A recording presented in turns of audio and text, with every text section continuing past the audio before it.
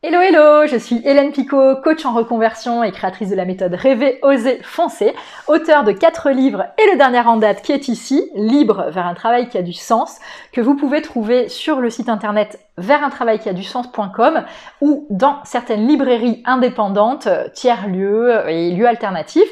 En fait, j'ai voulu tout simplement boycotter Amazon et donc j'ai créé ma maison d'édition pour pouvoir aller dans les librairies que je souhaitais.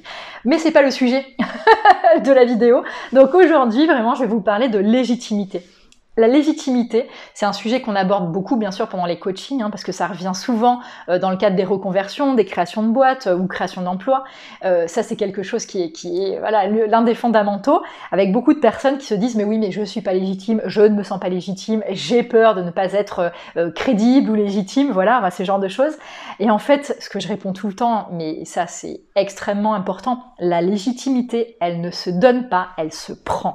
C'est à vous d'attraper ça, c'est à vous de pouvoir transformer et vous dire non mais à partir de maintenant j'ai les pétoches, parce que bien évidemment vous allez avoir les pétoches, mais j'ai peur, j'ai les pétoches, mais je décide quand même de me lancer et donc d'asseoir ma légitimité. En fait, si vous attendez que ce soit l'extérieur qui vienne vous adouber et vous dire oui tu es légitime, oui mais bien évidemment tu es faite pour ça ou ci ou ça, en fait, vous allez droit dans le mur parce que finalement, 1000 personnes pourront vous dire que oui, vous êtes légitime, vas-y, lance-toi. Si à l'intérieur de vous, ça résonne pas, si à l'intérieur de vous, vous n'avez pas cette croyance et cette foi inébranlable que oui, vous êtes légitime et que oui, vous pouvez y arriver, en fait, c'est comme pisser dans un violon, et pardon pour l'expression.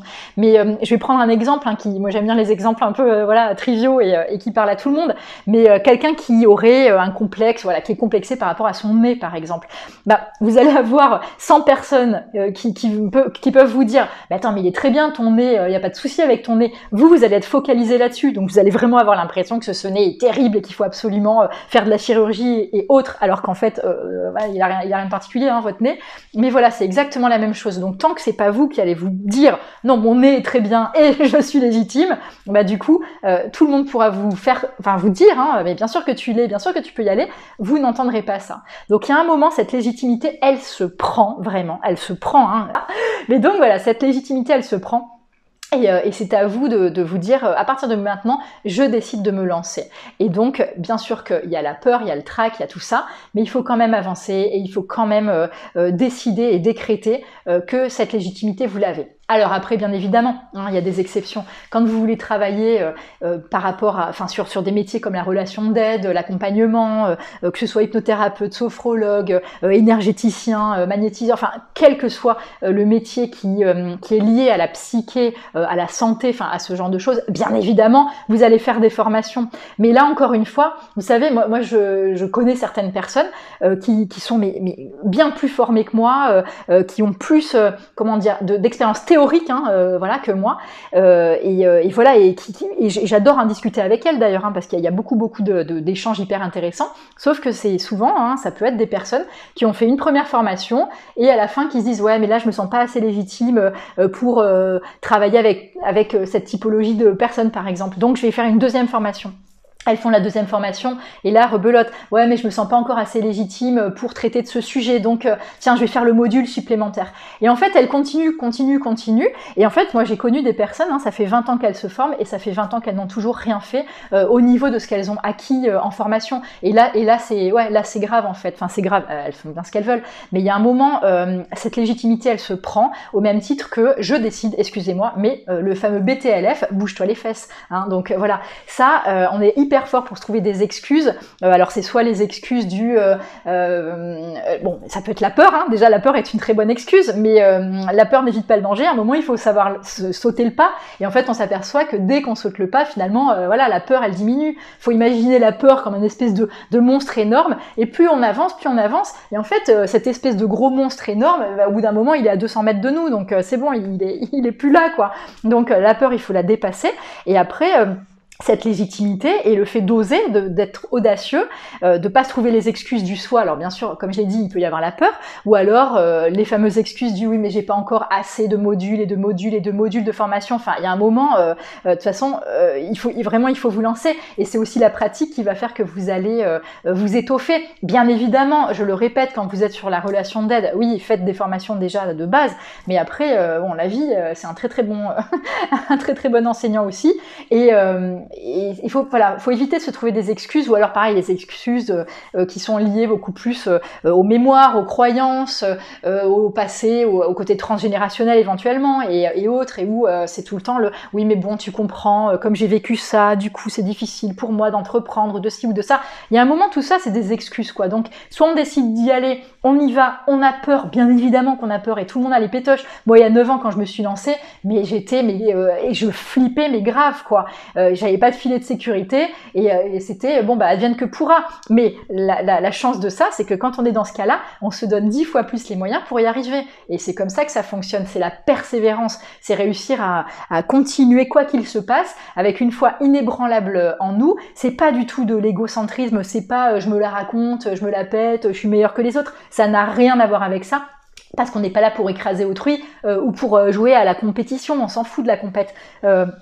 Par exemple, dans le métier que je fais, il y a de plus en plus de personnes, voilà, qui se mettent sur ce marché, mais c'est tant mieux. On n'est pas les uns contre les autres concrètement. Enfin voilà, le nombre de personnes qui doivent se reconvertir. Donc après, bien sûr, il y a toujours des suiveurs, et puis il y en a d'autres qui vont être plus créatifs, mais chacun a son énergie. Donc il y a des personnes qui vont venir me voir parce que elles sont en résonance avec mon énergie, et d'autres qui iront voir d'autres coachs ou thérapeutes ou autres. Et alors c'est très bien quoi. Chacun va vibrer, va résonner par rapport à qui il est, à qui il attire, et ainsi de suite quoi.